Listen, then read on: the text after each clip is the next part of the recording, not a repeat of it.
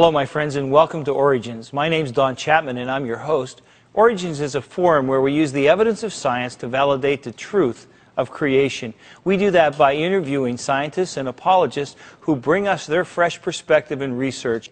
Dr. Vardaman, it's so good to have you with us. Glad to be here, Don. We're really going to talk about 8 years of your life, aren't we? That's right. Now, let me just tell the folks that you are the research coordinator and the chairman of the Astrogeophysics Department at the Institute for Creation Research. Did I get that right? That's right. And we're going to talk today about something called RATE.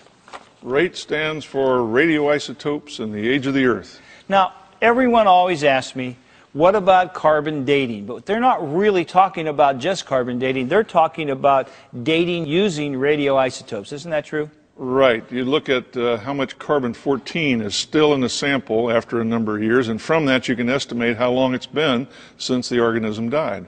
But you just used the word organism. So when we're dating rocks and the Earth as a whole, carbon's no help to us. That's right. You have to use long-age isotopes, which date the formation of the rocks, and that doesn't have anything to do with living organisms. So lots of times when people talk to me about carbon dating, and I think they think you can read carbon dating like you can read a Timex watch, but they're really talking about radioisotope dating. That's right. It's the a little bigger bit, category. That's right. You can't just pull it off there. What you're doing is actually measuring ratios of carbon-14, which is a radioactive element, with carbon-12, which is a non-radioactive. And you can get that ratio, and from that you can infer time. Tell us, just to get us started, what is a radioisotope? Well, an isotope is a variation on a particular element. For example, oxygen has an atomic number of 16. But you can also have one that has an atomic number of 17 or 18. It varies the number of neutrons in the nucleus. So each one of those is an isotope. Okay. One that is radioactive is a radioisotope. All right. That'll have to do for now, at least. Now, tell us about RATE. This is really exciting, and I want our viewers to be with us, to track with us on what you've been doing for the last 8 years. And so kind of tell us the story. The RATE project, as we call it, started in 1997, and this was an 8-year research project that was started by the Institute for Creation Research and the Creation Research Society. And the idea was to confront the issue of the age of the Earth and the biblical estimate of on the order of thousands of years, whereas the conventional viewpoint is that the Earth is billions of years old. This is a big issue in the Christian community because when you're a Christian and you want to believe what science is telling you, and it says billions of years, and yet your Bible says that the Earth is thousands of years old, if there's such a conflict here, how are you going to believe anything the Bible has to say? And up until your research group has gone to work, basically our people would go to university and the science teachers would present to them scientific evidence. They come to church, we just read them verses. We didn't really have any scientific evidence. But you guys are changing that, aren't you? That was exactly the purpose of RATE. We felt that we had to address this problem. We put together a group of scientists who each had specialties in this area and were very committed to Scripture. Our team first met in San Diego to discuss the techniques used for dating the Earth. We reviewed the way rocks were being dated and found these methods to be questionable at best. Up until this point, supporters of a young Earth had criticized the conclusions drawn from dating rocks, but had not offered any explanation for how large quantities of decay products from radioisotopes in the rocks had been formed in such a short period of time. It was these decay products, like lead, that had been used to argue that the Earth was old. Rather than simply denying the claims that the Earth was old, our team determined to understand what processes may have formed the decay products. If we could find evidence for their source, then we might be able to explain the enormous difference between the billions of years estimated by many conventional scientists and the thousands of years concluded from a literal understanding of the Bible.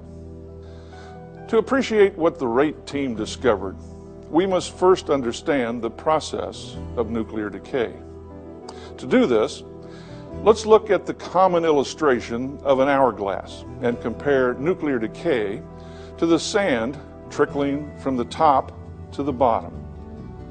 Imagine each grain of sand representing an unstable atom called a radioisotope. During nuclear decay, these radioisotopes change into entirely different elements.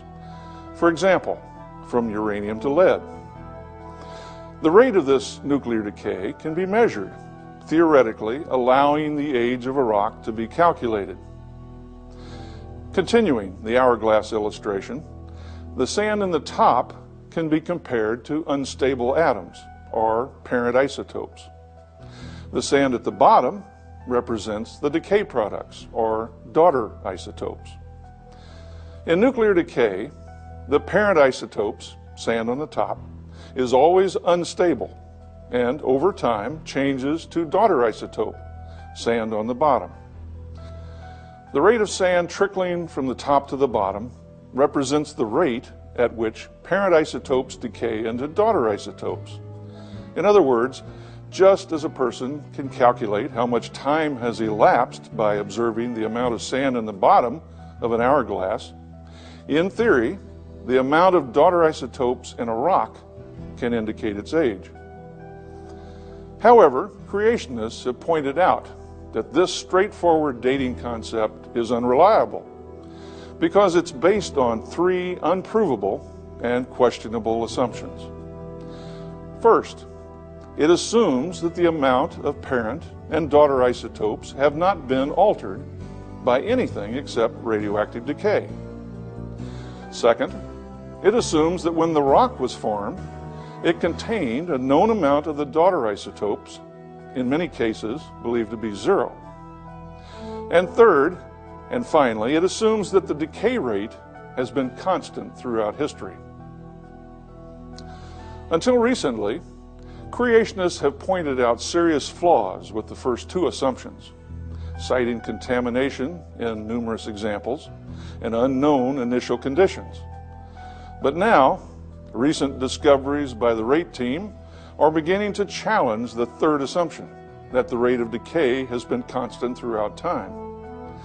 The results from the rate team's research strongly support the contention that the Earth is young, and nuclear processes have been accelerated in the recent past. And God was preparing you for this all your life, wasn't He? Well, I look back on it and I believe He was. I worked for the government for many years, directing field activities, and so I was able to coordinate universities and government agencies and private companies and handle millions of dollars of funds. So I learned how to administrate this kind of a project. My own background in atmospheric science was not really adequate for this kind of research, but I had the capability of being able to coordinate the effort, raise the funding, and be able to tell people what we were accomplishing. And it's a real challenge to be able to provide the resources that they need, to be able to encourage them and get them to work together. Now, this is the first time that this type of major research effort was done in the creationist community, because we spent over $1.5 million of donated money for this over a period of 8 years to be able to run this program. And it's the biggest program of this kind that's ever been done in creation science. Well, I'm excited, and I could say a lot of other things, but I don't want to take your time from sharing with us. We're going to talk about this classic paradigm that's there, that the Bible, if you read the Bible at face value, it's very clear that God made the world in 6 days, and He did it a few thousand years ago. That's right. And when you go to science, it's billions and billions of years ago.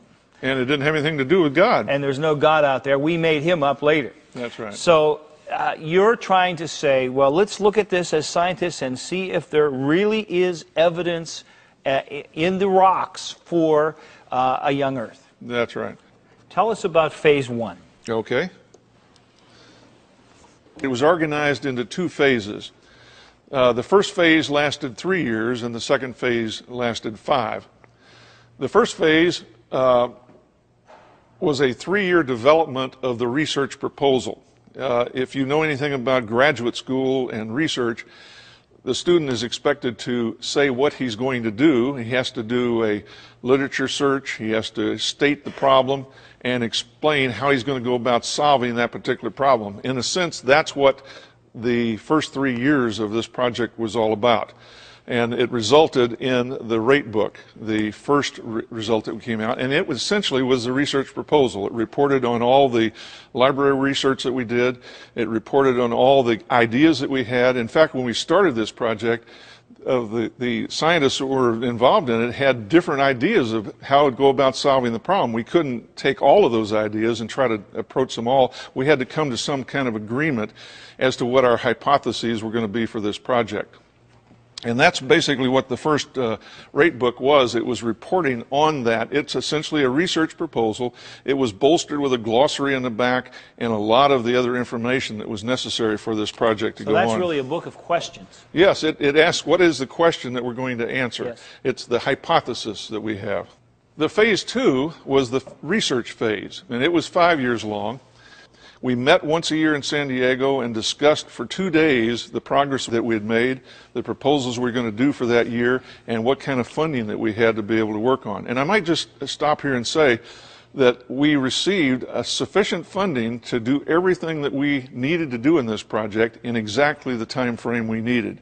So that by the end of the 8 years, we basically spent $2 million for the whole project. And you've really... That's one way of saying you've really seen God's hand in this along the way. It's magnificent to see what He did. Praise God. But He not only provided the money, people prayed for us as well. Amen. We asked for people to pray for us. Amen. And God provided the initiative, the incentive, the creativity that we had to be able to approach this problem.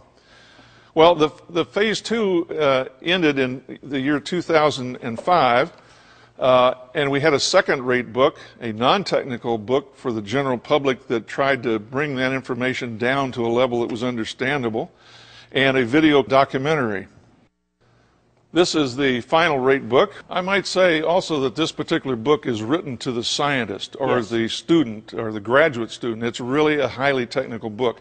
You should not at all be embarrassed about purchasing this book and giving it to your science friends. Good. I mean, it is an honor to be able to have that kind of a book come out of this. The person in the pew really can't grasp a lot of the concepts in there, so we wrote another book. Don DeYoung, who's a professor at Grace College in Winona Lake, Indiana, wrote a 200-page paperback edition, which is an attempt to try to bring it down to the level that the person who has a technical background but not highly trained could understand that. And this would be a book that many of our viewers could really benefit from. Yes, we've sold thousands of these books to the general person, and they've been able to understand that very well. Then we also did a DVD in which we interviewed each of the scientists and let them explain what they were doing and why, and also presented it in a way that was understandable to the general public. Okay, one of the results that we had is the rate of helium diffusing out of rocks. Granite has little zircons in them, and we found, surprising to us, a tremendous quantity of helium still in those little zircons in the rocks, which is a result of the fact that there was a lot of radioactive decay in a short time in the past, and the helium is still there. If the Earth was billions of years old, that helium should not be there. And we actually measured the rate at which it diffuses out, and we're able to estimate the age of the Earth at 6,000 plus or minus 2,000 years. So basically our best estimate from the helium diffusion directly in the laboratory is that the Earth is 6,000 years old. Now that is so counter to all the research done before you that it's revolutionary, isn't it? It really is, and Yes. we're going to come back and talk about that Yeah. and how that relates to the decay of uranium into lead and the uranium into helium, which we measure here. The second animation here is having to do with another evidence for a young Earth, and that is the polonium halos that we find in these same zircons and the biotites surrounding them. Turns out that these little zircons that we talked about a moment ago have uranium in them that decay and produce polonium isotopes, which in themselves are radioactive, and they leave telltale damage in the rock called halos. The polonium halos occur so rapidly that the process of forming them had to be catastrophic, happened extremely rapidly just a short time ago. And we're going to talk about how that occurs, but this is also very strong evidence to something we call accelerated decay, which is our biggest result of this whole project. And the third thing is really exciting because I don't know anybody out there, especially the ladies, that don't like diamonds. So let us know what that has for us. All right. We found, completely surprised, it wasn't originally part of our project, we found carbon-14 in coal and diamonds. Coal is supposed to be 100 million years old. Diamonds are supposed to be billions of years old. They should not have any carbon-14 in them because it decays so rapidly. And yet we were able to find carbon-14 not only in the coal, but in the diamonds, and that was the first time that had ever been reported in the scientific literature. The first time ever that carbon was found in diamonds, you guys did it. Right, and so this is the third evidence that the Earth is young. That's incredible. We've got to go to a break right now. I just again want to say that show is going to be a show that none of our people are going to want to miss. So you're bringing us some great material. We're so blessed you're here. We have to go to a break, but when we come back, we're going to just kind of draw together the conclusions of what rate has done for us and how it's going to impact the whole creation evolution debate. Don't go away. Creation versus evolution. You weigh the evidence. Mount St. Helens, a new geologic story. There is extensive evidence that the layers of strata in the geologic record have been laid down very quickly, similar to the processes observed since Mount St. Helens erupted. The major formations of the Earth's crust are sedimentary rock beds formed by rapid erosion, transportation, and deposition by water. Rapid global formation of sedimentary rock beds is evidence that the Earth is thousands, not millions of years old.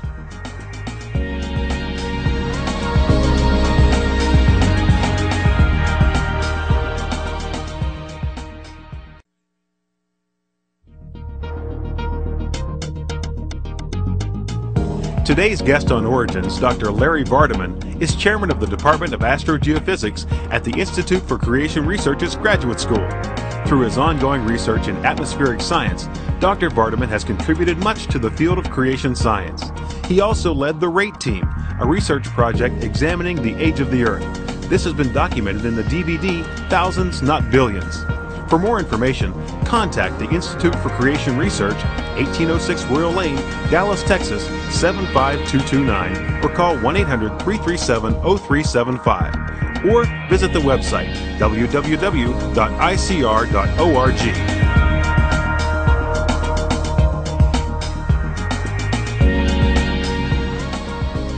Dr. Vardaman, we're back, and you're going to give us some conclusions. First scientific conclusions, and then some scriptural conclusions from your research. So help us first with the science. Okay, well, it was exciting to be able to find at the end of 8 years that we had significant conclusions. It's quite often in research projects that the research just goes on and on and on. We set this up in such a way that we were going to report back to our constituency at the end of 8 years, whatever we found. And we were just thrilled to be able to give the conclusions that we did. The first one, which was a surprise to us, was that a large amount of radioactive decay has occurred in Earth history. Now, you really were kind of hoping to find a little bit of decay, weren't you? Right. We were hoping that this would be the explanation. There really wasn't all this decay that everybody talks about. But from the fission track analysis we did, we haven't talked about that yet, but the fission track analysis, it is a clear evidence that there was a tremendous amount of radioactive decay. And in fact, if you're an old earther, or if you don't believe in God and you believe that the Earth is billions of years old, this radioactive decay at the rate it occurs today would give you billions of years. Yes. Okay. So, but that's not where it ends. Keep going. Okay. But we found large quantities of helium and radiohalos in granite and carbon-14 in coal, which are strong evidence for a young Earth. Those are not compatible with long ages. In fact, there is direct evidence from each one of those that the Earth had to be very young, and that this large amount of radioactive decay occurred just a few thousand years ago. That's why we named our book Thousands, Not Billions. And then finally, to be compatible with that evidence, basically the conclusion is that nuclear processes were accelerated during certain periods of Earth history. Now that's new, isn't it? That's new, and it's also extremely controversial. And it was hard for us to be able to accept that at first. When we started this project, we didn't anticipate that. And in fact, most of us would have said that can't be, because we'd all been trained that nuclear decay processes do not change, or if they do, it's less than like 1% or something like it. No matter what the chemicals you throw at it or the heat or so on, it doesn't change nuclear processes. But the evidence we found now says that it had to have changed, and we call that increase in decay rate accelerated decay. The three evidences we have for accelerated decay comes out of the helium diffusion that we have. We already mentioned earlier in the program the decay of uranium into lead also produces helium as a byproduct. And the helium is still in the rocks. And if that happened in a short period of time, it indicates that this decay had to have been speeded up and produced accelerated decay. So there is a first piece of evidence. The second one is the radio halos. We'll talk about this again, but the way in which the polonium radio halos had to form, it had to have happened in a very rapid period of time under catastrophic processes during which the nuclear decay rate was extremely fast. And we have whole shows coming up on both of those topics. Each one of those will have its own program. Don't miss them, folks. And then finally, the carbon-14 in coal and in diamonds. That itself is kind of a general conclusion, but it supports the idea of a young Earth. And if all this had to happen in a short period of time, it again implies accelerated decay. You said to me off the air that they have equipment now to measure carbon that we didn't have even 10 years ago. That's right. About 10 years ago, a new kind of equipment called an accelerator mass spectrometer was developed that could measure extremely small quantities of carbon-14, and that's what allowed us to be able to find the carbon-14 in the coal and diamonds. So up until 10 years ago, I just see the hand of God in the timing of your rate committee coming together, that right when the equipment is there for this, you guys are launching your program. Right. It's exciting. Well, in addition to the scientific conclusions, we have some scriptural conclusions that come out of this, and that is that creation and the flood are genuine historical events. They really happened in Earth history. And based on that, that gives us a confidence to say that the Bible is scientifically reliable. Those are two very huge statements you've just made, my friend. Yes, they are. And it's really satisfying to be able to say that. And you're saying that with real confidence after doing your research. Yes. In fact, that's one of the reasons I've done this kind of work, and all of us involved in RATE did, was because we wanted to be able to bring more confidence to people that the Bible is reliable. We as Christians quite often don't have the confidence in it, and therefore we don't apply it in the world around us because we don't have that real gut level feeling that it's true. Especially in the educational setting. You got it. Yes. Well, you know, I just had one sentence from your book that I wanted to read. It says, this book opens a new chapter in the origins controversy. We have new scientific evidence that's never been done in the creation research community before that this great group has done. And the evidence that they have to give to you will not only renew your confidence, but give you new ammunition as you speak to others with certainty about how God created the world, how He is the Lord of the earth. Because if He's not the Lord of the beginning, He's not the Lord of the end. If He's not the Lord of creation, He's not the Lord who can give us eternal life. But He is the one who made us. He is the one who rules. He is the one who judges. And He is the one who, in His love, has made a way for us to have eternal life. Please, my friends, be with us in the weeks ahead as we unpack for you this incredible evidence about how God made this earth in 6 days about 6,000 years ago. It's revolutionary. You won't want to miss it. And above all, you want to remember this. It's God's view that He created you. And that should be your worldview too. Be sure you join us next time. Thank you, Dr. Martin, for your tremendous help in this area.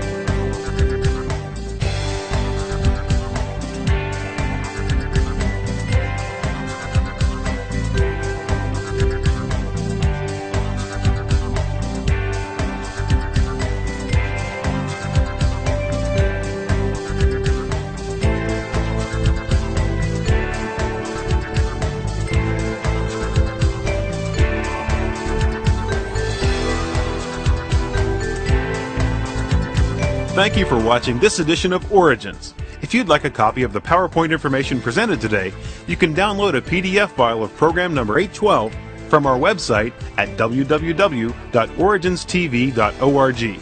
Or for a DVD of this series, send a $12 donation to cover shipping and handling and write to Origins Program, number 812, Cornerstone Television, Wall, Pennsylvania, 15148.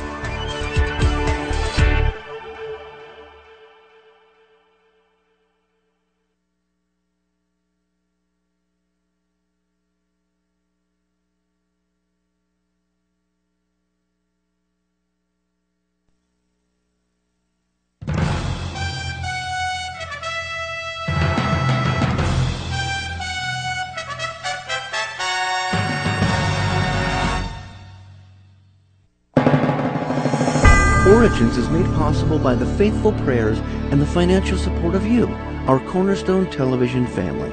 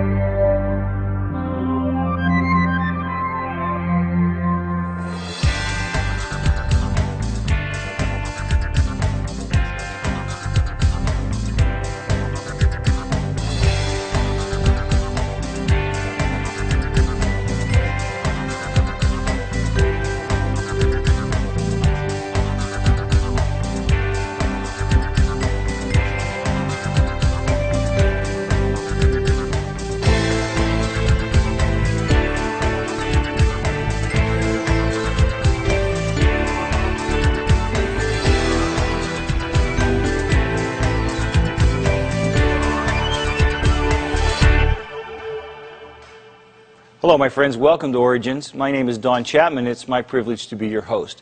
We like to say that Origins is a forum where we take the evidence of science and use it to validate the truth of creation. Our guest today is Dr. Larry Vardaman. Dr. Vardaman, how good it is to have you here with us. Thank you, Don. I'm glad to be here. Now, you are the coordinator of the RATE group. Right. The RATE project is radioisotopes in the age of the Earth, and I was kind of the organizer of it and the administrator. We're going to talk about helium today. That's right. But we're not going to talk about blowing up balloons for birthday parties. No, we're going to talk about helium in rocks. Helium is one of the byproducts of uranium decay. Uranium is a heavy element that breaks down into lead, and it also produces helium at the same time. The uranium is what we call the parent element, and the lead that it's produced and the helium are the daughter elements. And so nobody's ever looked at the measurement of helium in dating rocks, but we've done that and found that it's completely different than if you looked at the lead that it is produced in the rocks. And this really addresses what we call the icon of evolution, and we are actually coming up with alternative ages for the age of the Earth, which actually fit into the Bible. And the first one we want to talk about today is helium diffusion rates. All right. This helium that's created in the rock by the decay of uranium becomes an alternative dating method or a clock for estimating how old the rocks are. Before I get into that in detail, let me just give you a few of the basic assumptions for radioisotope dating. Radioisotope dating is the primary method for dating rocks, but it has some basic assumptions in it that have to be met. And for this situation, one or more of these may not be valid. The three basic assumptions are that there is no initial concentration of the daughter elements. In other words, if you're going to have a clock, you have to know where you start from. And the assumption is you start from zero, and however much you have, whether it's lead or helium, that tells you how long the clock has been running. So there can't be helium or lead there at the beginning. That's right. Okay. Or if there is there, you had to know how much there was, Right. but we have no way of knowing that. Right. So you assume that there's none there. The second assumption is that there's a constant decay rate of the uranium into lead and helium. Now, we can measure the rate at which uranium decays today, but we just assume it's always been that way. Now, those of us on the RATE project assume, like the conventional scientific community does, that that's been the case. In fact, we figured that that would be the hardest assumption to overthrow, but the results of this experiment actually dealt with that particular assumption and found out it wasn't true. The third one is that the system that we're looking at, it has to be closed. Now, what that means is that the amount of uranium that's there to start with has to be the same throughout the process. Sure. And that there's no additional uranium added to the system or taken away, or there's no helium or lead added or removed from the system by any other process than the decay of uranium into lead and helium. Now, that also is a very difficult assumption to be able to demonstrate, and there may be some, that in fact was the assumption we thought would be the biggest one to deal with, but the constant decay rate was really what came out in our results. When we started the RATE experiment, RATE stands for radioisotopes in the age of the Earth. When we started this experiment, we spent 3 years understanding what we were going to do in the major part of the project, and then we spent 5 years doing the experimental phase or the research phase. And at the end of that first phase, we had a set of questions that we said we were going to try to answer in the research phase. These are the basic questions. We had already come to the conclusion that the process of decay had to have been accelerated in some way, and we were going to try to see if we could demonstrate that. So our first hypothesis was that accelerated decay has occurred during creation, at the curse, and or during the flood, the Genesis flood we're talking about. A second hypothesis was that some daughter elements may have been primordial. That means that some of them were there to start with. For example, some of the lead, we in our experiment found that we could explain most of the lead, but some of it had to have been there in the original creation. We couldn't explain it all. And finally, we made the hypothesis that radioactive processes have produced evidence of accelerated decay. Now, we weren't sure we were going to be able to demonstrate that, but through the experiment, we actually were able to show that. And that's what was really exciting about this project. Well, share with us what you've discovered. Okay, let me start off and give you a little bit of background to how we did some of the experimentation.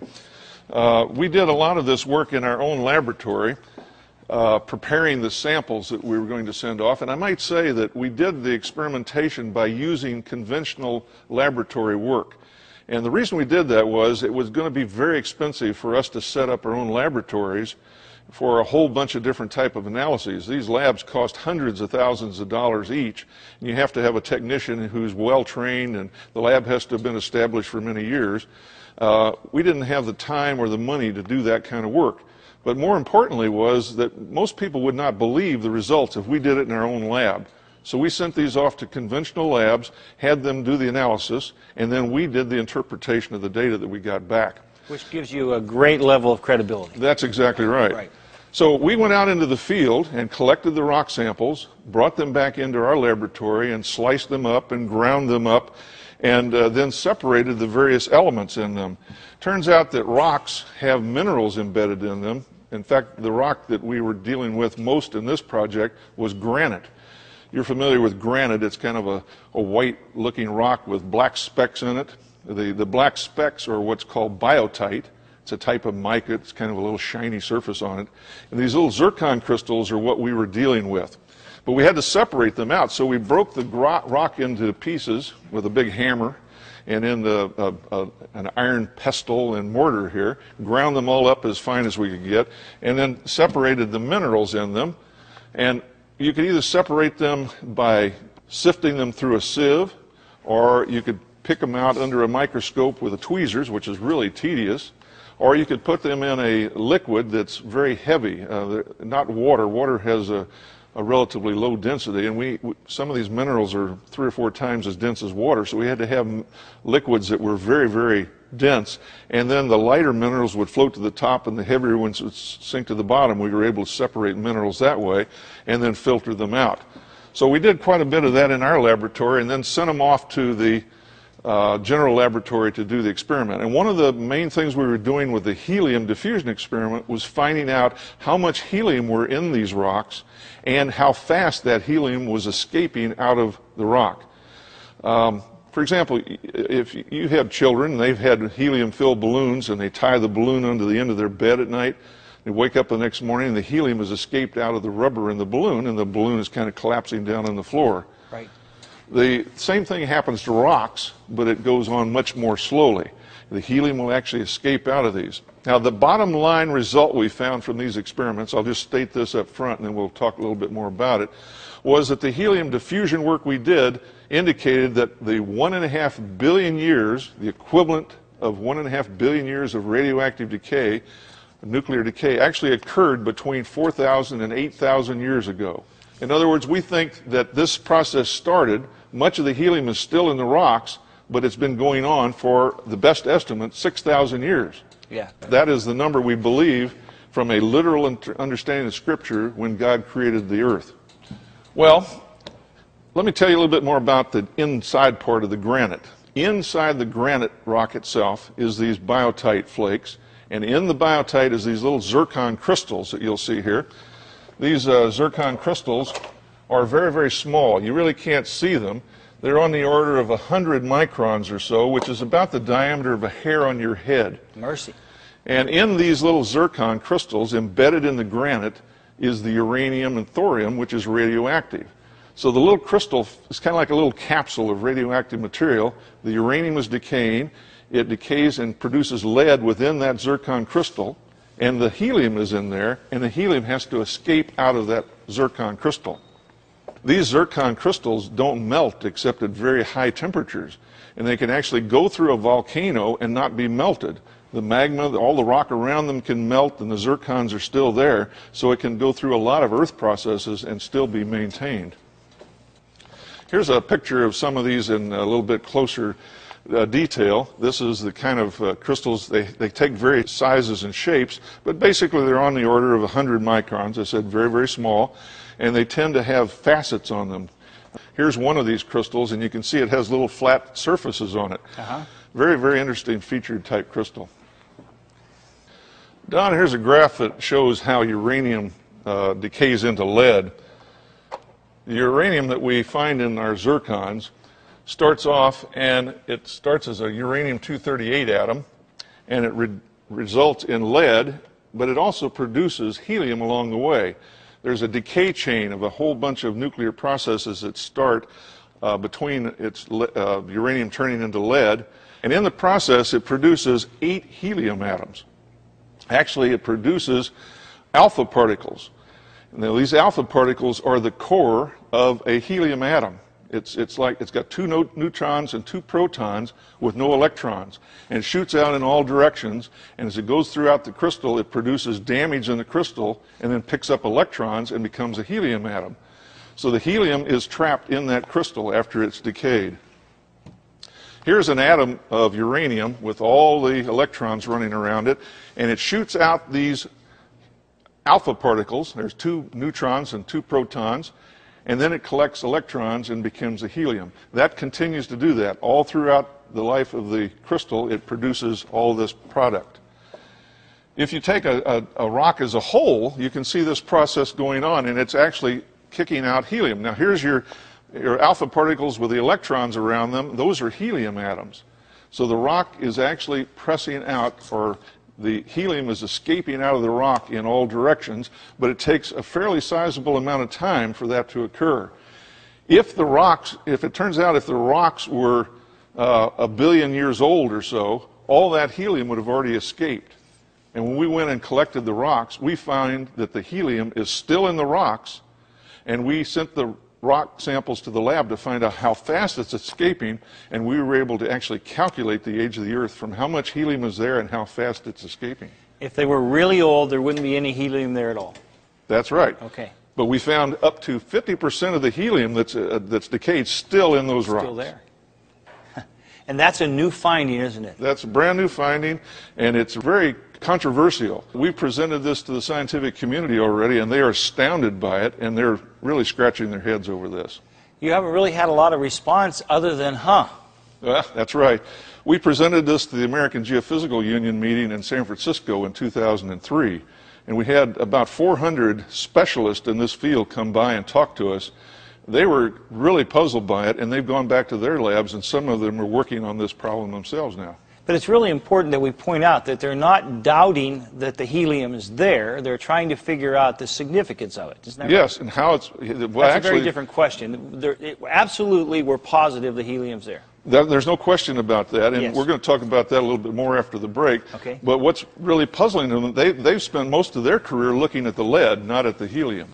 Yeah, right, that's right. And the dating has always been based on the lead instead of the helium. That's exactly right. But they're telling us two entirely different stories.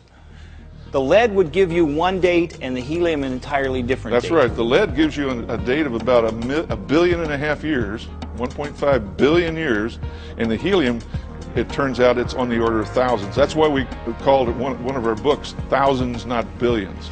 Now we've got to take a break, and when we come back, we're going to have to deal with this dichotomy of results and how we justify that, or how we explain it, or what we think's going on. We'll be right back. You won't want to miss the conclusion. Stay with us. Creation versus evolution. You weigh the evidence. A global flood, evidence pours in. 20th century geologists taught the familiar maxim, the present is the key to the past. But now that catastrophic processes are widely used to describe the strata record, 21st century geologists are discovering that marine flood sedimentation is the key to the past. Geological strata and their marine fossils provide critical evidence that the oceans once covered the entire planet. Widespread strata blankets are leading geologists to construct a global flood model for Earth history.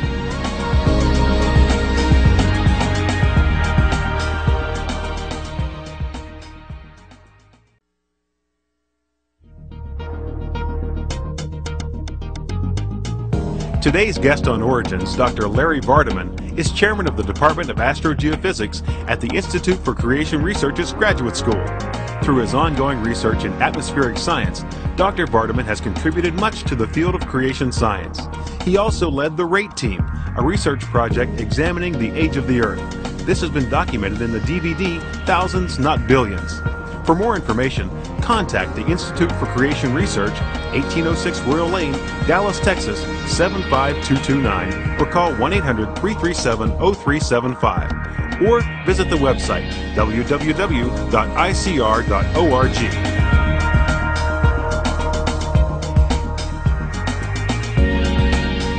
We're back with Dr. Larry Vardaman, and we're talking about the discoveries by the RATE group, and today we're talking about the helium that we're discovering in rocks, and this was something new and kind of earth-shattering to the scientific community. You have a chart there, Dr. Vardaman. Help us understand what that's about. Well, I want to tell you a little bit more about the samples that we used to come to the conclusions we did. We obtained a core of granite from a drilling that was done in New Mexico by the Los Alamos National Laboratories. They were looking for geothermal sites, looking for steam that they could use to produce energy. And in this core, this site, they pulled out a core all the way down to over 12,000 feet down in the ground. And we had access to those cores and were able to sample them for the zircons in them, and in those zircons look for the amount of helium. This table that you see here had samples from the top. Sample number 1 is near the top in meters. That's about 1,000 meters, which would be about 3,000 feet down in the ground, at a temperature of a little over 100 degrees centigrade, which is about the boiling point of water. And in that sample, we found that 58% of the helium was still there in the zircons that would have been released in 1.5 billion years, the equivalent of 1.5 billion years of decay. Now, it changed as we went down in the core, all the way down to almost 4,000 meters down, which is about 12,000 feet down in the rock. We found a temperature almost 300 degrees centigrade, much, much hotter, and there was only 0.1% of the amount of helium left there. Now, the reason for that is the hotter the rock is, the faster the helium is going to escape out. And there's physical laws that determine that. But the surprise to us was how much helium was still in the rocks at the colder temperatures. We then took this and put it into a graph that looks like the following. And now this is a bit of a busy graph, so let me describe it in a little bit of detail. The vertical axis is what's called diffusivity, and this was determined from the rock samples that we had by taking the amount of helium we found in the rock and calculating over what period of time we assumed that this helium had diffused out of the rock and how much was still there, and plotted that. The horizontal axis on this graph is temperature. Now, it's plotted backwards from what you would normally think of. The cold temperature is to the right, and the warm temperature is to the left.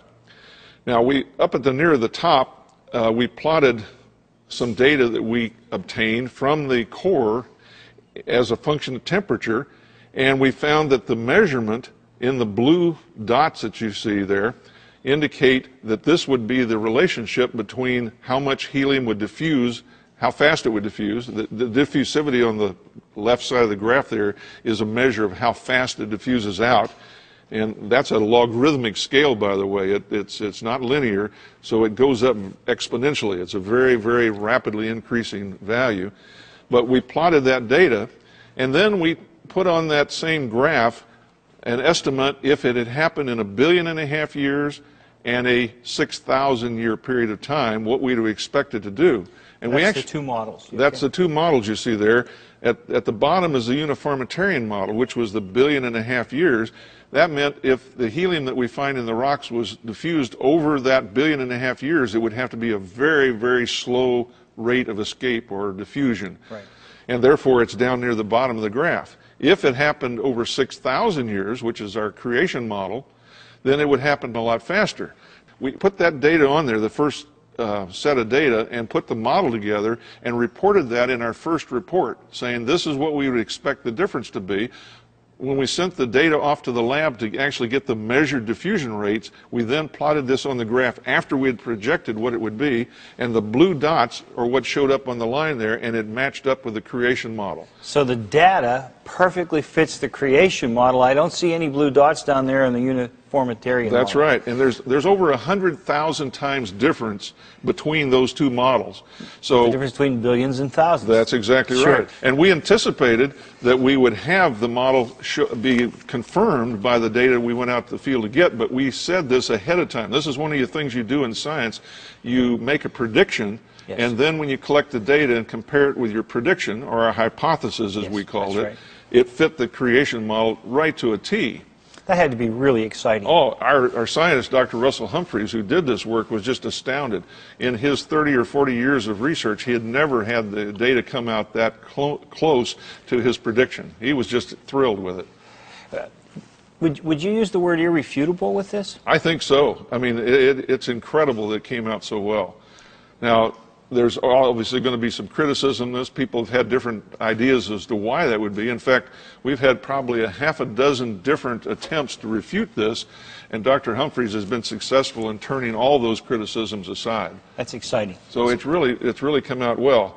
Now, we were able to turn that data around also, and since what we were doing was measuring diffusivity and measuring how much helium was actually there, if you turn the equation around, you can project what the age of the Earth actually is. And we came out with an estimate of 6,000 plus or minus 2,000 years. And I like the way you guys say it. It's thousands versus billions. And so, you know, we're not going to quibble over 1,000 years. We're seeing two different, whole different worldviews that are represented here, and the evidence is supporting the creation model. I think that's so exciting. Now, maybe it'll help our viewers to be able to see the difference here between this long age idea of billions of years and thousands of years by taking two sundials. On the left we have the nuclear decay sundial that would result in 1.5 billion years, and up on the top of this clock is uranium decaying into lead. And there's a little lever there, it was highlighted, that basically we believe God turned the lever on this during the Genesis flood. Over on the right is helium. When the uranium is decaying, it produces both lead and helium. You'll notice that it connects to the right sundial, and the helium is being put into the second sundial, and it's accumulated in the upper part of that like it's accumulated in the zircons. During the time that there was accelerated decay, which we think happened during the Genesis flood, there was a lot of lead produced and a lot of helium produced. And then at the end of the Genesis flood, when the accelerated decay was shut off, God kind of turned that dial and it slowed down to the rate that we have today. But yet the helium had accumulated during that period of time in the zircons in granites. Although today the decay rate of uranium into lead is very slow, the helium is still there slowly leaking out of the zircons, and we believe that that is a preferred method of estimating the age of the Earth. accelerated decay, I have a feeling, is going to become a very pertinent term in the origins debate in the years ahead. I believe you're right. The uranium lead clock gave 1.5 billion years, and the helium clock gives us 6,000 years. So the two clocks were going on at the same time. We've just been looking at the wrong clock. We've been looking at the wrong clock. I'm going to read this sentence again from the introduction of the Book of Conclusions. This is Volume 2 of Radioisotopes in the Age of the Earth, the report of the Rate Committee. And in the introduction, the final paragraph begins with this sentence. This book opens a new chapter in the origins controversy. Friends, there is going to be pushback on this. There are going to be evolutionists who are going to try to refute this exciting scientific finding by the Rate team. But I believe that God has kind of thrown a curveball here that is going to make this debate a whole new debate on a whole new playing field in the years ahead. Dr. Vardaman, you have given us a great service, you and your team, and we're so grateful. And I'm so grateful that you've been here to share it with our folks on Origins. So always remember that it's God's view He created you, and that should be your worldview too. Until next time, I hope you'll ponder this incredible stuff that we've learned today on Origins.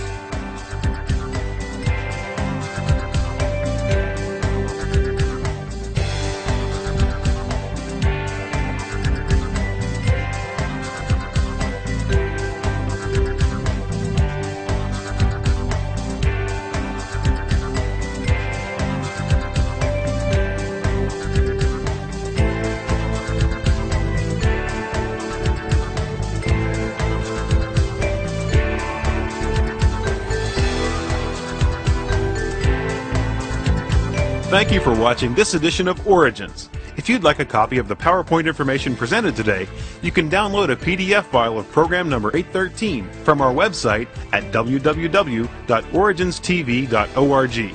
Or for a DVD of this series, send a $12 donation to cover shipping and handling and write to Origins program number 813, Cornerstone Television, Wall, Pennsylvania 15148.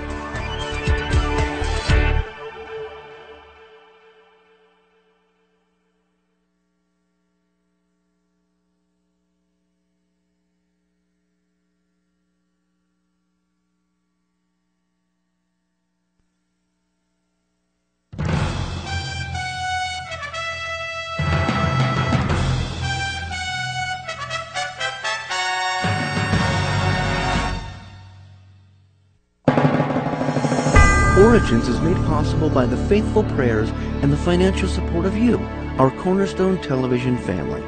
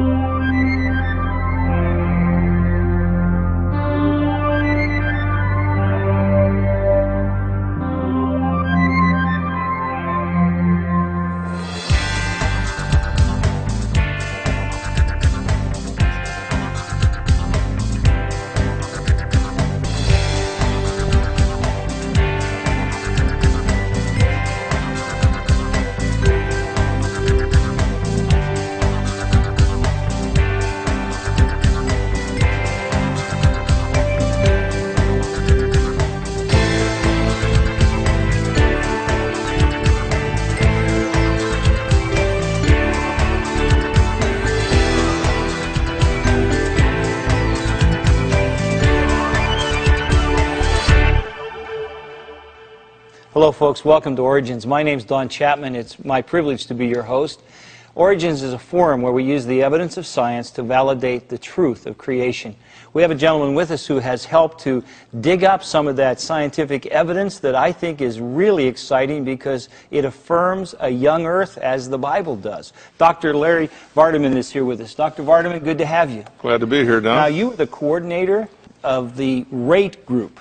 Right. The Rate project is radioisotopes in the age of the Earth, and I was kind of the organizer of it and the administrator. And you had three big conclusions from that. Right. The conclusions basically revolved around helium diffusion out of zircons in granite, and radio halos, polonium radio halos, and the carbon-14 in coal and diamonds. Now, of those three things, we're doing a show on each of those. Today we're going to zero in on the halos. That's right. Who would have thought we'd be talking about halos? Yours looks nice and straight. How's mine? You're looking good. Okay. we're talking about thousands, not billions of years. Your evidence is really challenging what you guys call one of the icons of evolution. That's right. The long age of the Earth, the billions of years of age for the Earth, is just automatically assumed by the conventional scientific community and our world around us. So it's one of those things that has become an icon of evolution. There can't be evolution without billions of years. Even to any person, the most avid evolutionist, if you could prove that we didn't have billions of years, evolution's done. That's right. Evolution is impossible anyway, but most people think it can happen if you got enough time.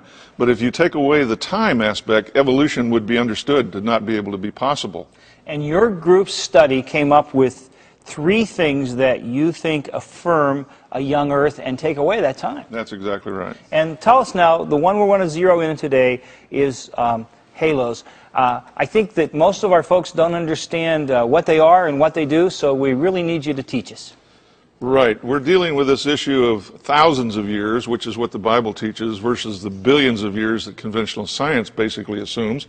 And in doing that, one of the main pieces of evidence we came up with was the issue of radio halos, and in particular polonium radio halos.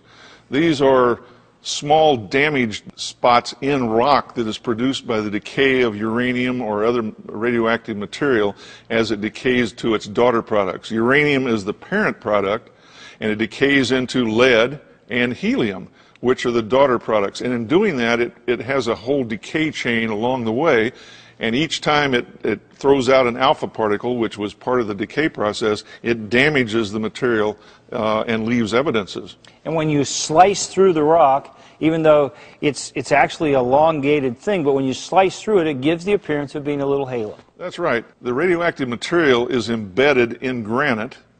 Granite is a kind of a white rock with black specks on it. Most everybody's seen it. You go out and pick them up. The little black specks are biotite. It's a kind of a mica, and it peels off. It comes off in layers. Inside of that biotite are little zircons. Now, these are little crystals of zirconium silicate. These little crystals have embedded in them uranium and thorium, which are radioactive. And they throw out these alpha particles as they're decaying to the lead and helium. Those alpha particles spew out in all directions, produce a sphere of damage in the rock, kind of discolorated.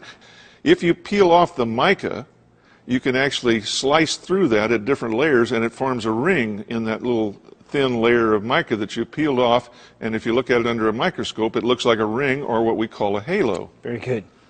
And some of the particular ones that we're going to talk about today are polonium radio halos.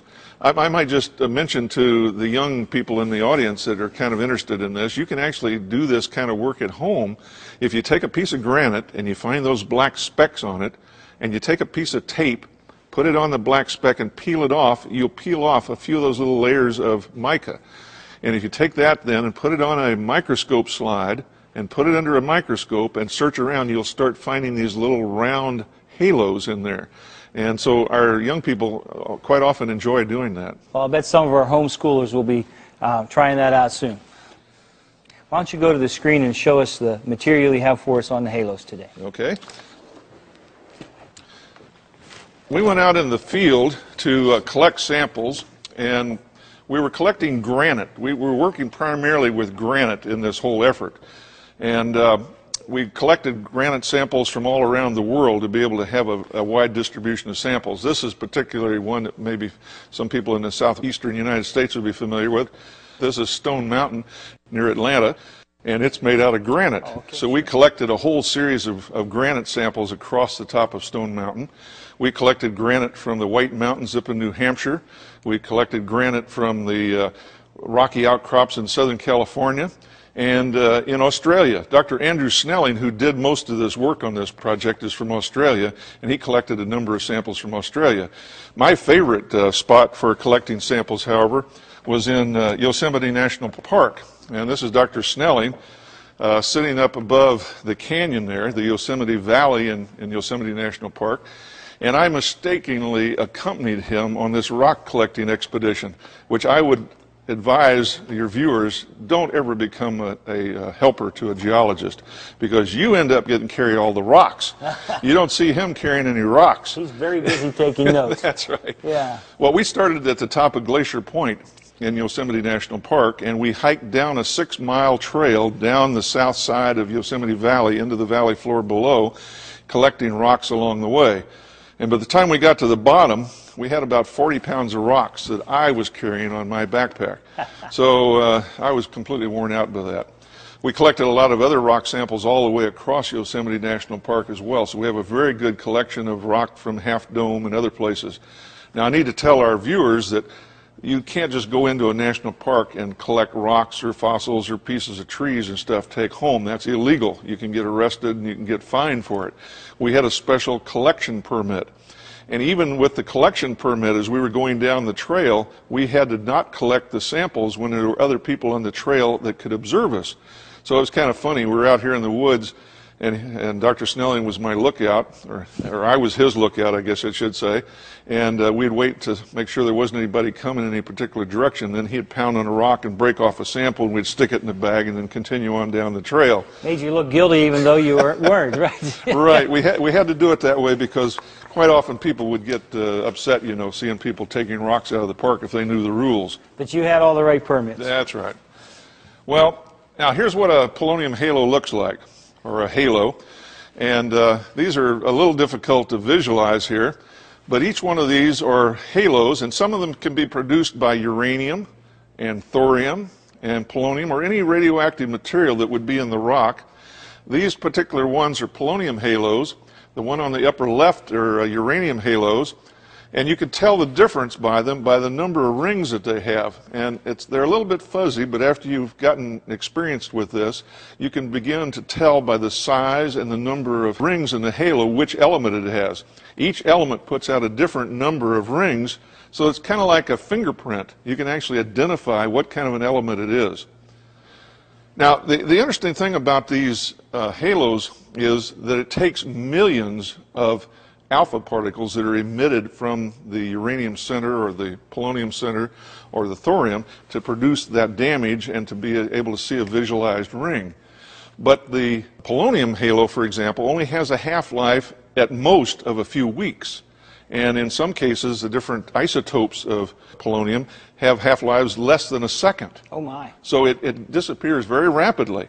And that's why this is so significant in terms of estimating how long the decay process occurred.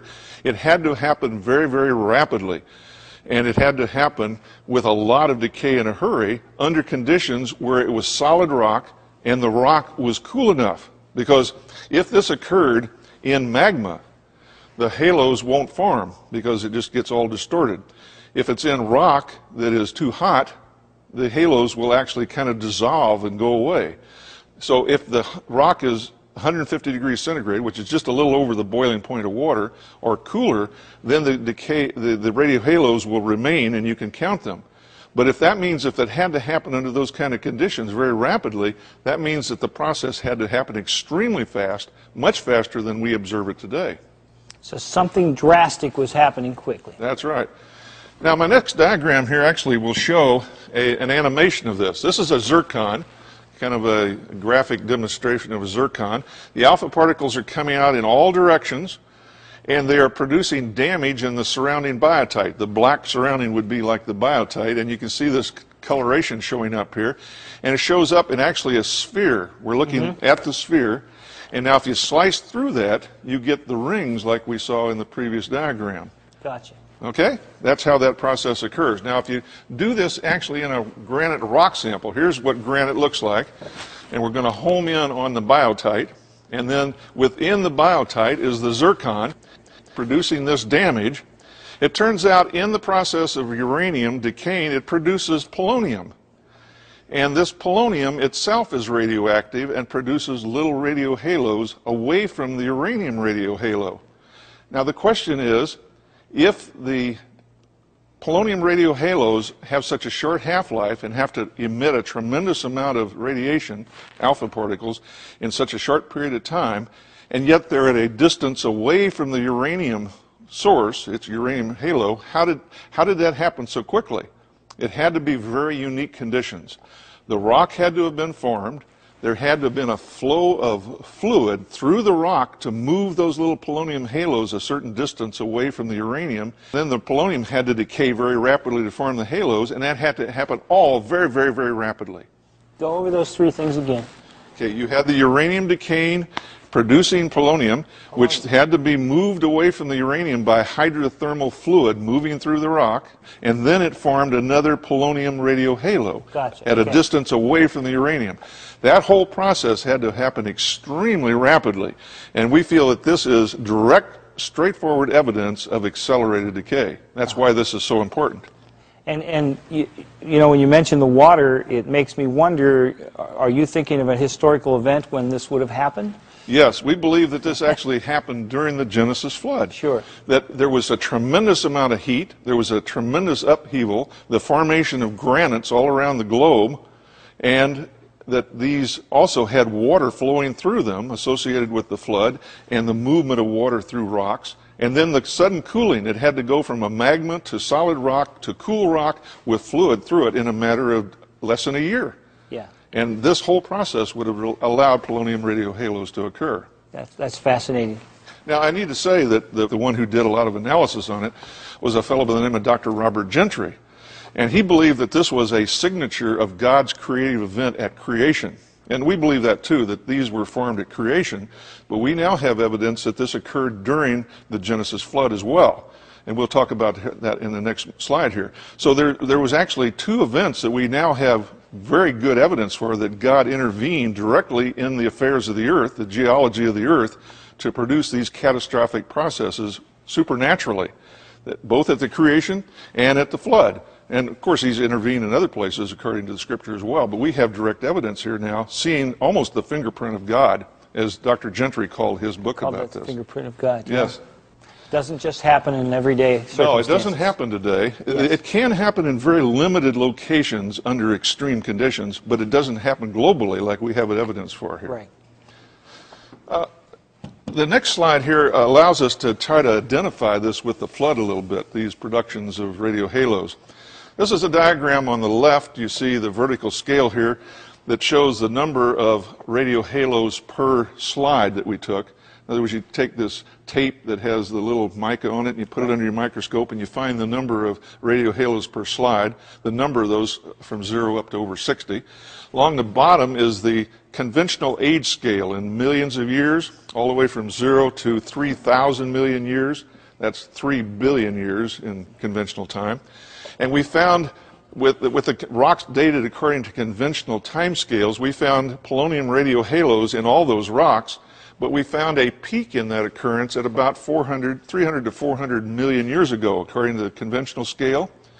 Well, it turns out those rocks that are dated conventionally at about 300 or 400 million years ago are at the bottom of the sedimentary layer. That is, the layers that were laid down by the flood. Okay. If you go to Grand Canyon, you look over the edge, you see all these layers across Grand Canyon. Those have been laid down by the flood. At the bottom of that layer are the rocks that have this kind of an age, 300 to 400 million years. And that's where the peak in the number of polonium radiohalos occurred. So we identify this process with the flood. That's why we believe that this occurred at the time of the flood as well. Now, just so our people understand, you don't really believe that was 400 million years No. ago. You're just using their scale to give you these layers to show where it was. Right. We have to be able to use the language of the conventional community to talk with the conventional scientists, plus among ourselves as well. We have some alternative methods and tables that we look at it, but we use their time frame and their terminology in order to be able to talk the same language. Dr. Vardaman, we have to take a break, but when we come back, I want to discuss with you the significance of these discoveries. We'll be right back. Don't you go away. Creation versus evolution. You weigh the evidence. The fossil record, a rapid burial. The Earth is covered with layers of sedimentary rock, much of it containing microscopic fossils such as plankton, pollen, and spores. The visible fossil record consists mainly of marine creatures, including clams, jellyfish, and coral. They are found primarily on continents and mountains, rarely in deep ocean basins. The fossil record is strong evidence for the sudden appearance of life by creation, followed by rapid burial during a global flood.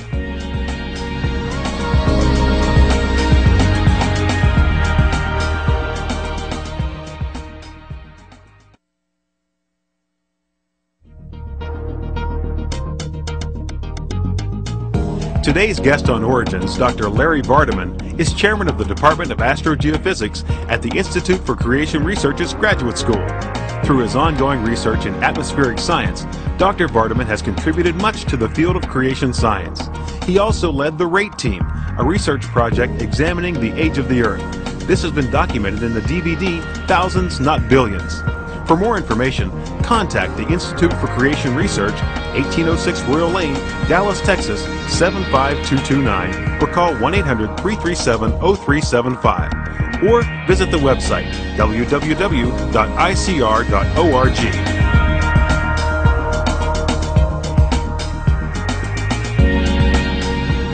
We're back with Dr. Vardaman talking about halos that are found in rock, and the significance that they hold to the young Earth. So, Dr. Vardaman, do I hear you saying that these polonium halos show that there is accelerated decay? Yes, they're direct evidence for accelerated decay, very much like the helium that we found still resident in the zircons. That's a kind of a smoking gun, you might say. And so is the carbon-14 that we're going to talk about in another program. That's direct evidence that's still existent in the rock, that there was a lot of decay and it happened a short time ago. The same thing with polonium halos. We're actually able to go a little further with the polonium halos, and because they had such a short half-life, they had to have happened very rapidly, and because they are at a distance away from their parent, which is the uranium halos, they had to have moved there, and that had to have happened in order of milliseconds and at most a few weeks.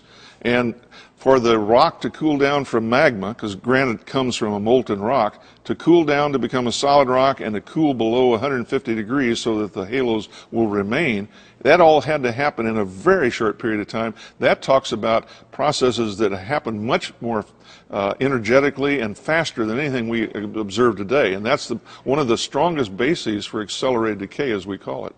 And you're saying that the one time in the history of the world when the climate and when everything was just right to do that was the worldwide flood. Right. I believe that it happened not only at the flood, it also happened in creation, because that was a special circumstance that God had his hand directly on it and was causing supernatural process, but it also happened during the flood.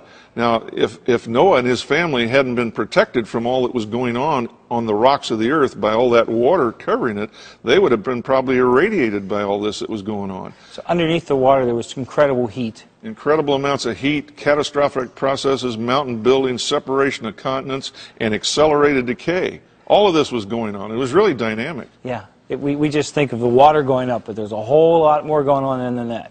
Now, this accelerated decay is very controversial, and it's hard for all of us to really grasp the implications of that. We presented this information to a science conference in San Francisco in 2003 at the American Geophysical Union, and we had a number of specialists, they're called geochronologists, who came by and discussed this with us, and they were basically amazed at what we had. They were complimentary and that the quality of the research that they were seeing, and encouraged us to do more of it, but they couldn't explain it. They didn't want to accept our explanation of accelerated decay by God's direct intervention. It has to all be naturalistic from a scientist, conventional scientist perspective, but they couldn't explain it another way. So we're kind of at the beginning. Again, we've kind of opened a new playing field in the whole debate, haven't we? That's right. This is a whole new approach to things, and it's really exciting. And obviously, at some point, the evolutionists are going to have to deal with this evidence. They can't just ignore it forever, can they? No, I don't think they can. In fact, I don't think they are. We've had evidence that there are a number of scientists, some of which were at that meeting in San Francisco, who are now doing this kind of research in their own labs, trying to figure out what we've discovered and try to explain it in another way. I know, for example, that the National Science Foundation is now funding research on accelerated decay. So it's really exciting. And there's a pragmatic reason for that, too, isn't there? It just isn't for this debate, but there's a desire that folks would have in finding out if we could cause accelerated decay, isn't there? Right. Many of these proposals that are funded by the National Science Foundation have at their basis a method for trying to be able to get rid of nuclear waste. If you have radioactive material and you can speed up the process, you don't want to speed it up so it explodes like a bomb, but speed it up, you can get rid of it a lot faster and you don't have to store it for thousands of years. So there's a real a monetary reason for doing this kind of research as well. Isn't that exciting? Wouldn't it be something that because we were doing research, your research kicks off spending of millions and millions of dollars? I don't talk about billions and billions of years, but I do. I've been around the government long enough to talk about millions and millions of dollars. That research to get rid of nuclear waste would validate the theory that of a young Earth. Wouldn't that be wonderful? That is great. In fact, we don't have the resources, either manpower-wise or financially, to do the kind of research that is done in the conventional community. So we rely a lot on research that other scientists who are doing that are not creationists, but we use their research results, and at this point we're excited about seeing some of them base some of their research on the findings that we've had. That's tremendous. This is exciting. Now listen, if folks want to know more about this, you have a couple of books, one at the academic level and one at more the layman level. Will you tell us about those? Right. Our premier book is the technical book called Radioisotopes in the Age of the Earth. It's about an 800-page textbook. You have a copy of it there, Don. It's a heavy book. It weighs about 2 pounds. We call it our doorstop. It's a great book. At any rate, this is a book that's appropriate for a scientist or someone who has a very strong technical background.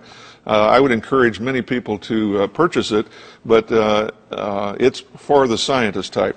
There is also another book that we've done. It's a paperback, about 200 pages in volume, called Thousands, Not Billions, and it's written for the general public. Now, you still have to have a little bit of technical background, but it allows a person who doesn't have all that training to at least get the basic ideas down and to be able to understand it a little bit more than they would otherwise. Dr. Vardaman, I again want to thank you for having the foresight and the vision to pull together this group of eminent scientists who gave 8 years of their life to the study that has brought these 3 dynamic conclusions which are really transforming the whole date of the Earth debate. You've given us a great service. We're very, very grateful. And I'm excited to see what God's going to do. We're grateful to God for providing it for us. Folks, I bet today, after hearing this show, when you hear the word halo, it's going to have a whole different image for you than it's ever had. It's not the halos in the outfield, it's the halos in the rocks that validate that we have a young Earth that God made. Don't be swayed by the evolutionists who want to just say there's billions of years because we said so. God has said He made a young Earth, and He made it for us because He loved us. We always remember it's God's view that He created you, and that should be your worldview too. So God bless you till you're with us next time.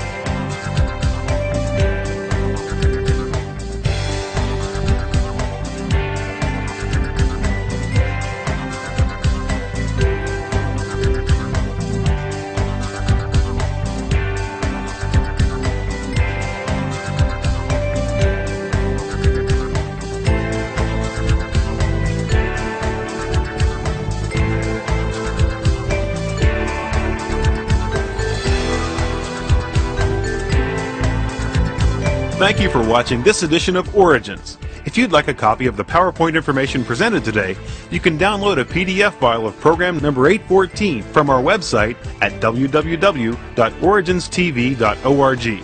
Or for a DVD of this series, send a $12 donation to cover shipping and handling and write to Origins program number 814, Cornerstone Television, Wall, Pennsylvania 15148.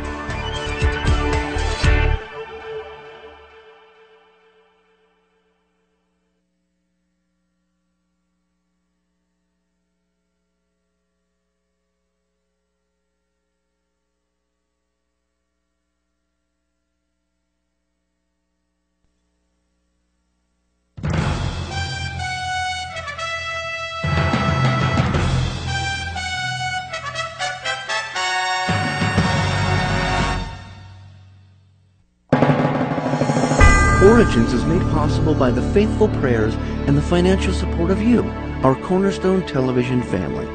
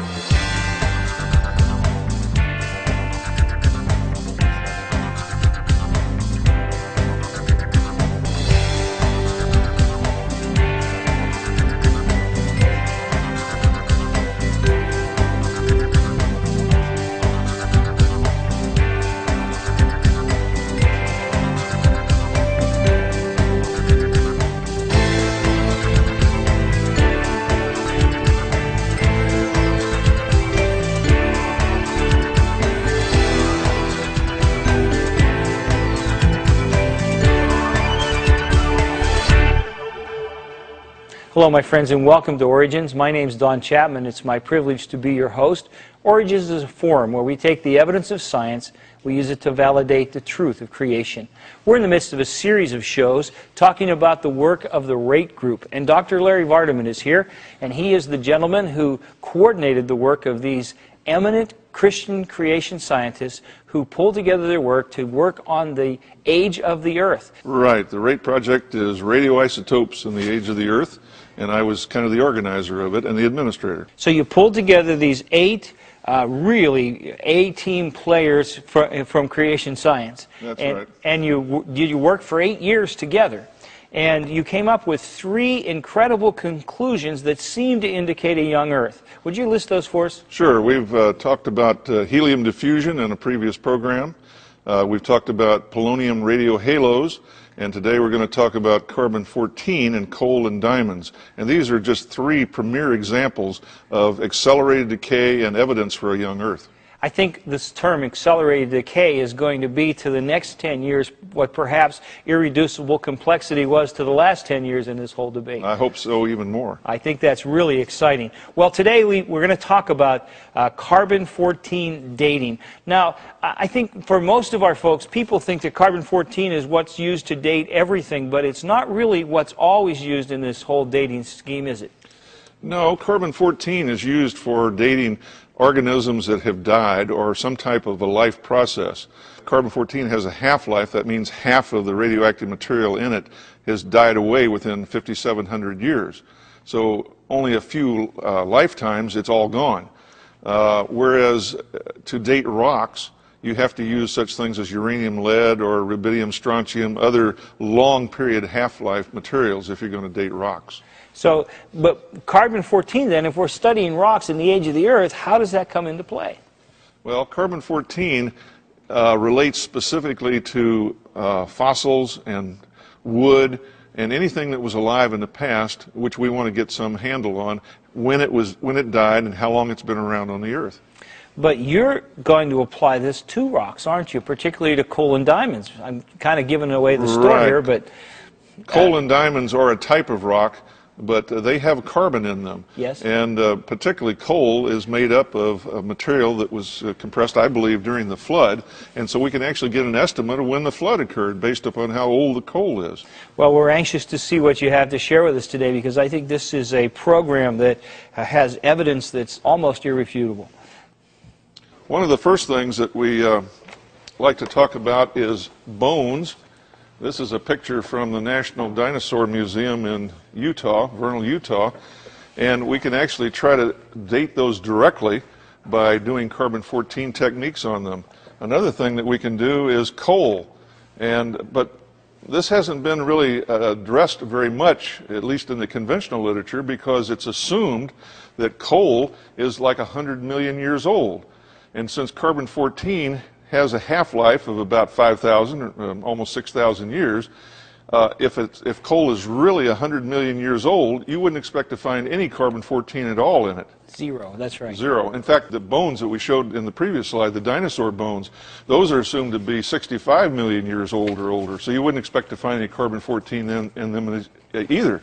But we're going to talk about that a little bit here because, in fact, we have been finding carbon-14 in these, surprisingly. There is a new instrument that has been developed. It's called an accelerator mass spectrometer. And this was developed about 15 years ago, or a little bit more now. Prior to that, the instrumentation that was used to try to measure carbon-14 in objects, any kind of material, didn't have the precision to be able to find the small amounts of carbon-14 that are still present in coal and dinosaur bones, for example. But about 15 years ago, this instrument was developed, and unbeknownst to us, when we started the RATE project, there was reports already occurring in the conventional literature. So after we started our RATE project, we were informed of this, and we added this effort to our program because it was so significant. And in fact, there was some 70 papers that were present in the literature reporting on carbon-14 in coal. Now, we were completely surprised by this. We didn't know what had been done.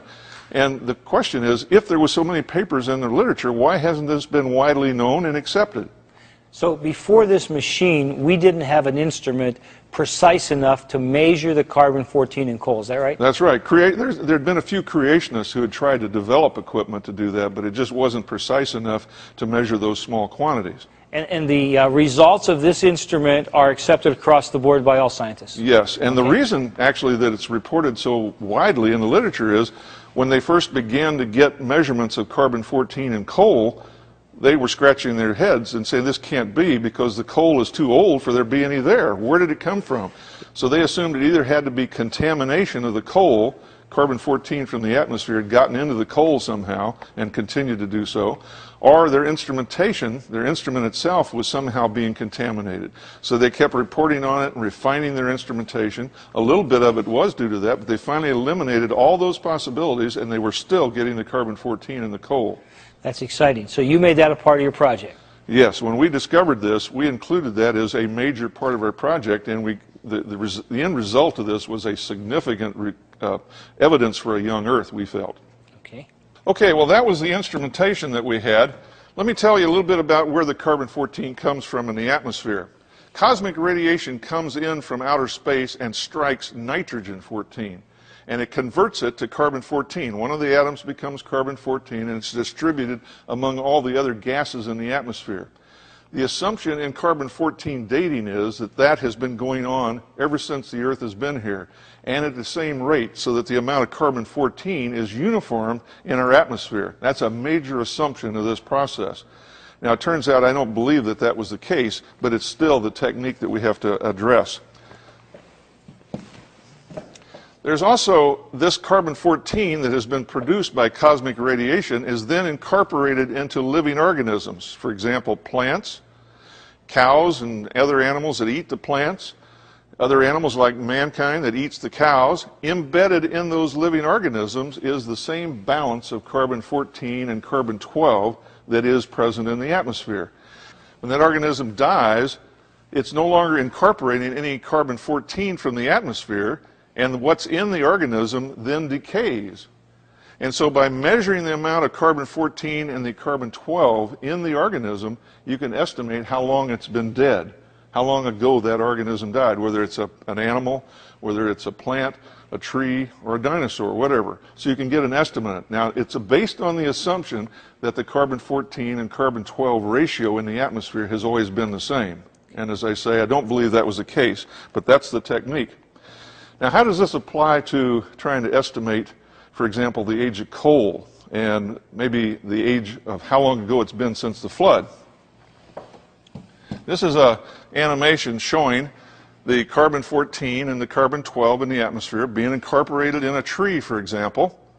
This tree then suddenly being buried by the flood, and all this organic material being buried, grasses and trees and ferns and all that material, into a layer compressed by heavy pressure, forming coal, and then within that coal is that same carbon-12 and carbon-14 that was in the tree to start with, but it was suddenly buried and killed, and then the carbon-14 decays into carbon-12, and you can estimate how long that coal has been around.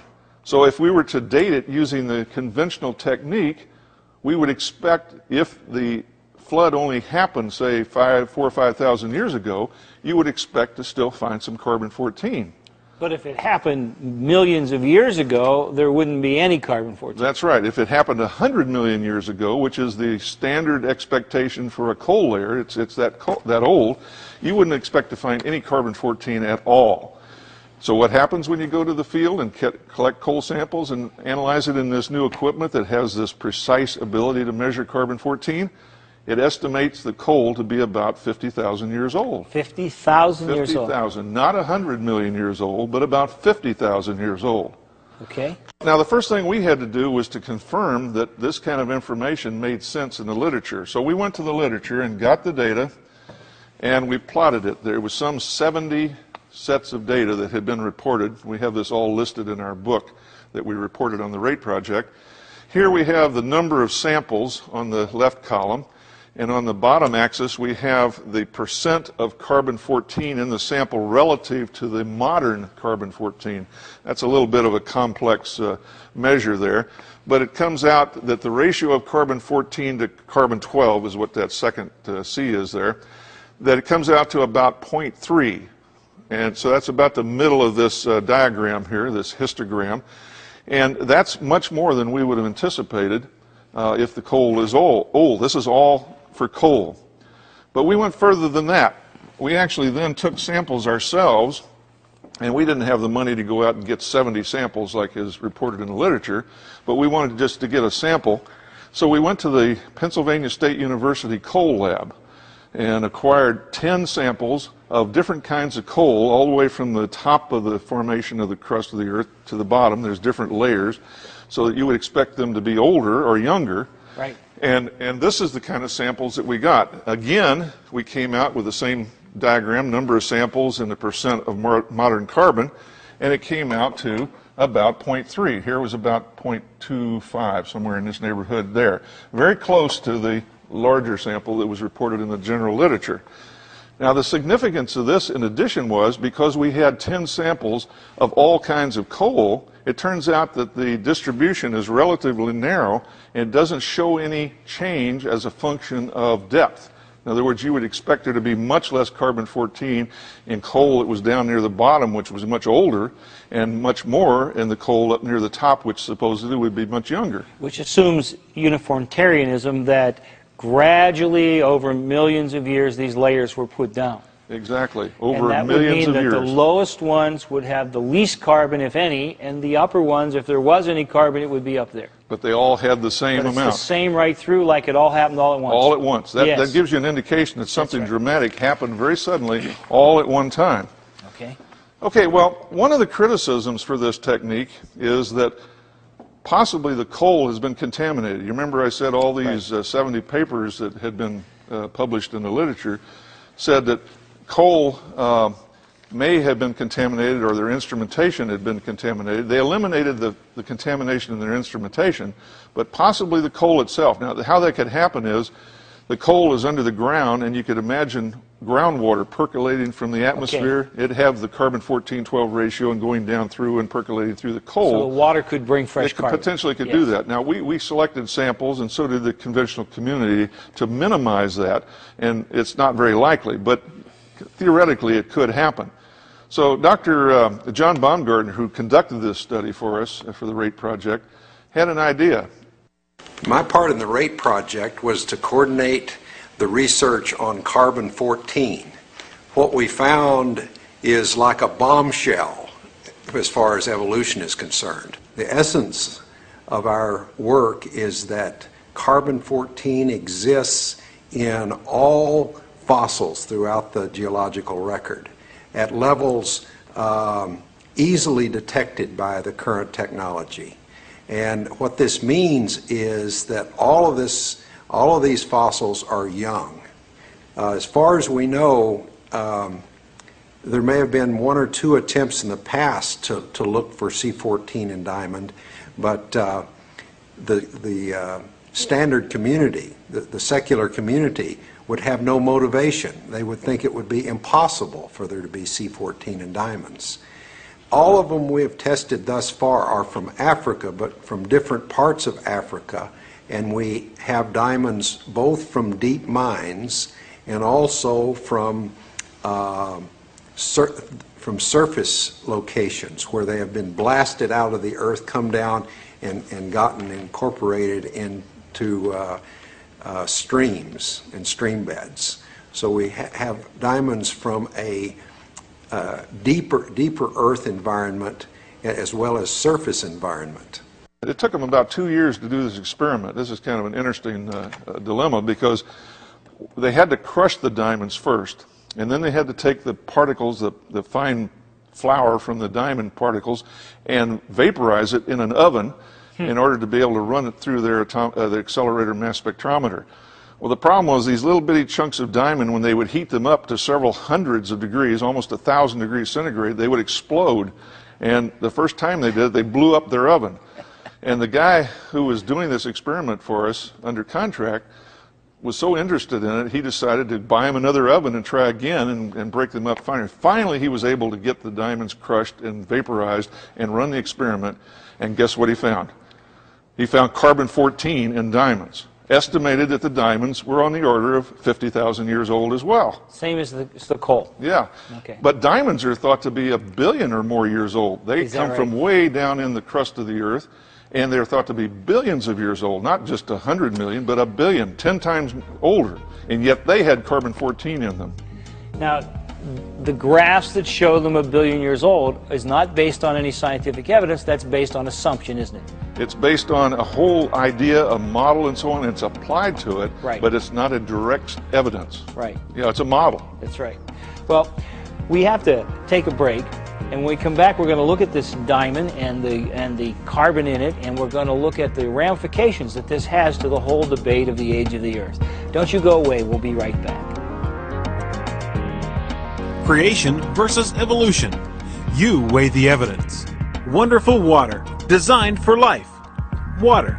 We drink it, wash in it, cook with it, and swim in it. Every system in our body uses it. The Earth could not support life without water. Water is 83% of our blood, flushes body wastes, lubricates joints, keeps our body temperature stable, and transports nutrients. Water is a part of cells which make up all living things. It is a very small molecule, but it's the biggest ingredient of our planet. Water has been designed just right by our Creator for life.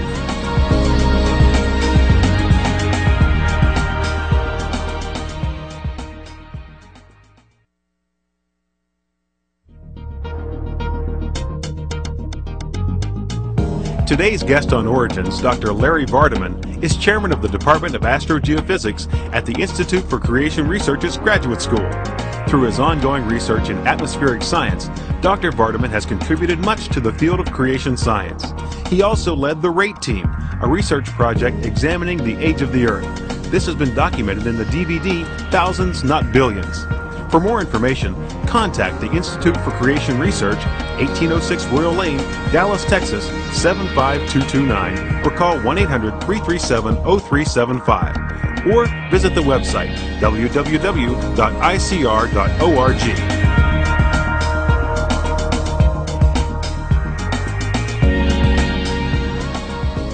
We're back from the break. We're here with Dr. Larry Vardaman, the coordinator of the RATE group, which did this incredible study. These creation scientists that came together to study the age of the Earth and found 3 incredible discoveries that have really transformed the whole debate about the age of the Earth. And we're talking today about carbon-14.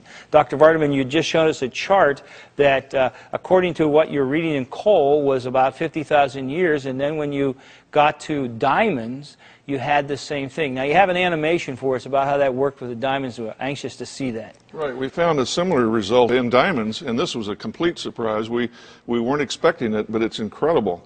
Here's an animation of what actually happens here. Diamond is the hardest substance known to man, and inside of it was originally carbon-14 and carbon-12, and then with time, it decays just like it would in coal, and it's not contaminated. It's so hard and so compact a capsule that even water running by it is not going to contaminate it. So whatever was incorporated in there was there to start with, and you couldn't add or remove anything.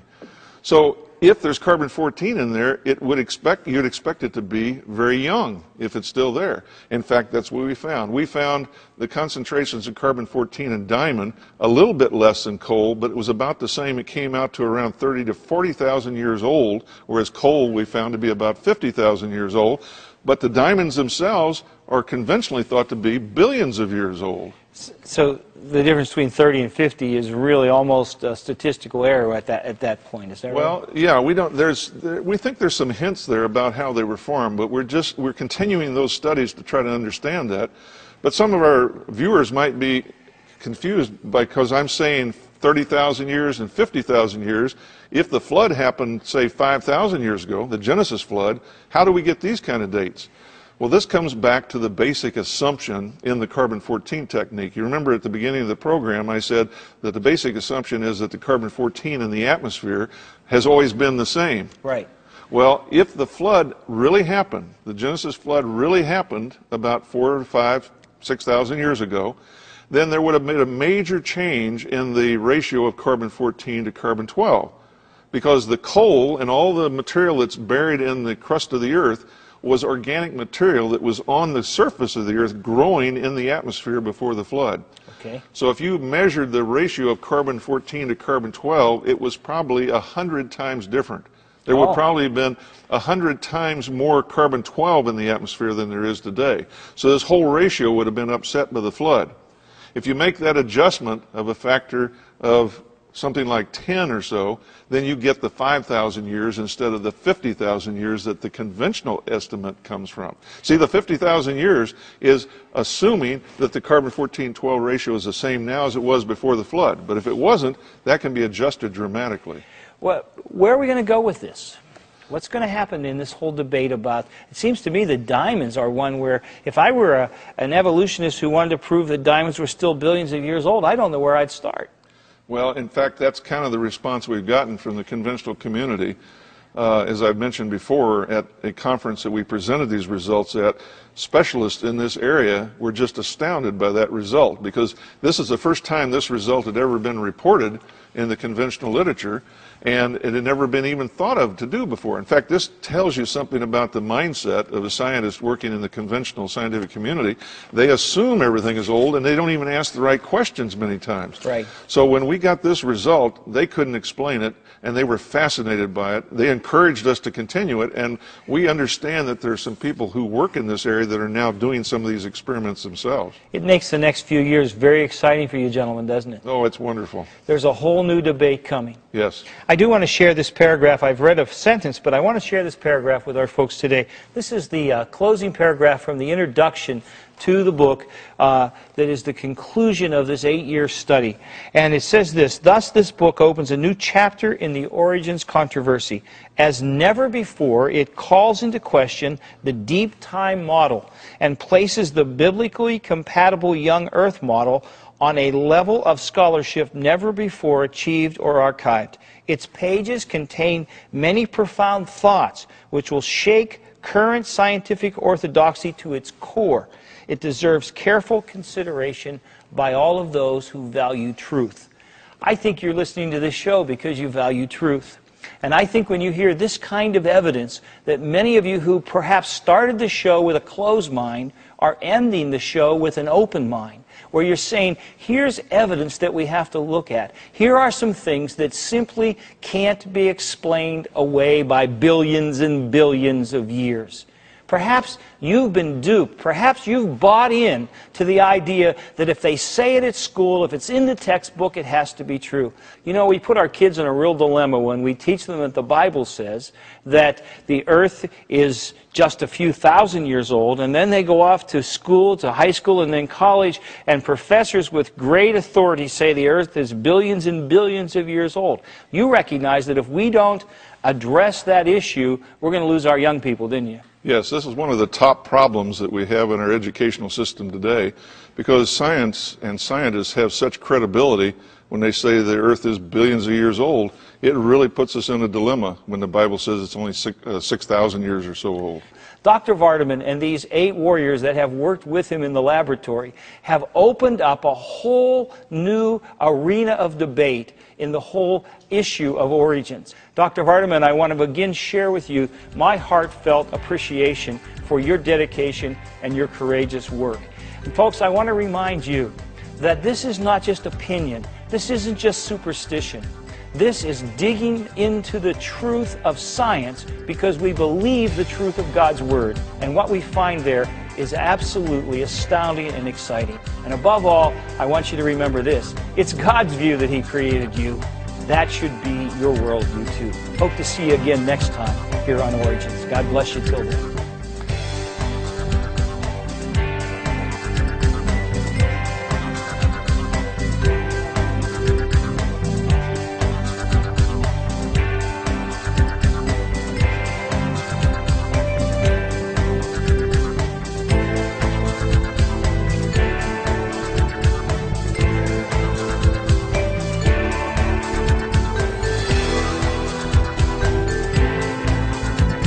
Thank you for watching this edition of Origins. If you'd like a copy of the PowerPoint information presented today, you can download a PDF file of program number 815 from our website at www.originstv.org. Or for a DVD of this series, send a $12 donation to cover shipping and handling and write to Origins Program number 815, Cornerstone Television, Wall, Pennsylvania 15148.